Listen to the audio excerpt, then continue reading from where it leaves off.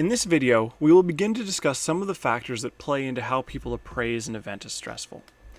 Of the psychological influences on appraisals of stressors, affectivity plays a large role. Affectivity refers to our frequency of experiencing negative and positive emotions.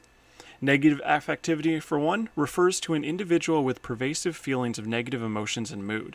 For instance, someone experiencing high negative affectivity might feel more anxiety, depression, fear, or nervousness. Greater negative affectivity is associated with a greater propensity to view events as stressful or unmanageable, as well as being associated with poor coping responses in health due to adopting poor health habits, such as drinking and drug use, as well as experiencing more chronic physiological stress response. In fact, people with more consistent negative affect tend to get sicker more frequently due to decreased immune system effectiveness, contributing to what is referred to as the disease-prone personality. This disease-prone personality is also sometimes associated with hypochondria, which we will discuss in a later lesson. People can also experience emotions on the positive affectivity spectrum associated with pleasurable enjoyment of the environment. It is important to note that positive affectivity is not the opposite of negative affectivity. That is, having one does not mean you can't have the other. I'm sure you can think of times when you were both feeling positive and negative emotions, such as witnessing a good friend earning a prize you wanted to win. You are hopefully happy and supportive of their success, but also a bit sad that you didn't win. Whereas greater negative affectivity was associated with poor coping in health, positive affectivity is associated with better health, including lower levels of stress indicators such as cortisol, as well as better immune system response. Research also shows that whereas negative affectivity has greater correlation with physical complaints and perceived stress, positive affectivity is a better predictor of specific coping behaviors, social indicators, and active engagement in positive health behaviors such as physical exercise. This connection between positive affect and better health has led researchers such as Barbara Fredrickson to develop the broaden and build theory. This theory states that when we give ourselves a lift in mood, this can expand or broaden our perspective so that we notice more possibilities in our lives, and this enables us to more easily take advantage of or to build upon these resources. In other words, positive emotions open new mental, emotional, and behavioral possibilities. Think about your own experience. Are you more likely to try something new, like meeting new people, eating new foods, or trying a new activity when you are happy or when you are sad? This resulting better health then contributes to our positive emotions, thus creating a positive feedback loop. Another factor besides affectivity that influences appraisal is how we explain or rationalize to ourselves and other people why things happen to us. This explanation is known as one's explanatory style and comes in two types, both of which are probably already familiar to you: optimism and pessimism.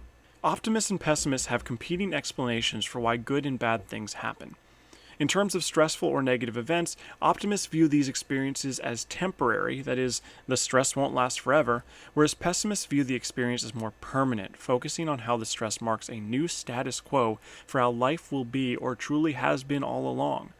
Optimists tend to view stressors as representing a single occurrence in a specific time, situation, and context, whereas pessimists tend to view stressors as universally highlighting a generalized tendency toward failure or struggle.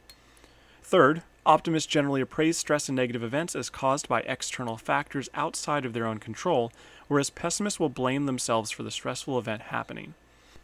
Although a sense of control is important to successful coping, as we will see in a moment, believing oneself as the source of the problem undermines future belief in one's ability to reverse the situation.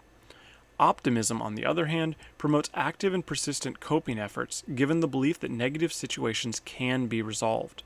Optimism isn't perfect, however, and it can come with short-term physiological costs if optimists throw themselves too quickly or too strongly into a specific coping response. Additionally, optimism can be detrimental if unrealistic. That is, if people think everything is going to be fine where there are objective markers that things will in fact not be fine. In these situations, pessimism can actually be more advantageous, and research suggests pessimists are better at realistically evaluating the length of time or amount of effort it takes to complete a project. Pessimism can also be protective. For instance, yours truly with the rest of my lab examined optimism and pessimism in law graduates taking the bar exam.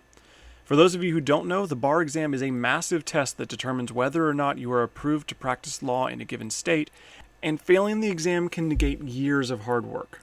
Unfortunately, graduates have to wait a whole 4 months before they get results back from this test.